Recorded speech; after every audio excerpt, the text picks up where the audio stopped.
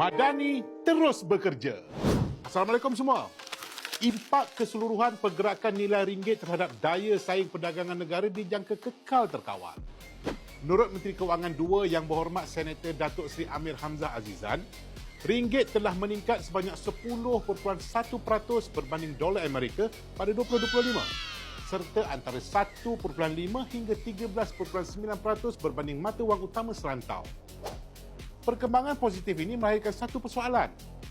Adakah pengukuhan nilai ringgit ketika ini akan menjejaskan daya saing ekspor negara? Tidak semestinya. Dan data juga menunjukkan sebaliknya.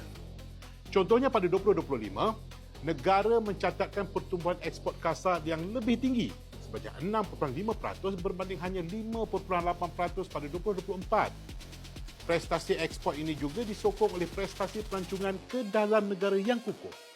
2025 menyaksikan peningkatan jumlah pelancong dan pelawat harian ke Malaysia sebanyak 42.2 juta orang berbanding hanya 38 juta pada tahun sebelumnya.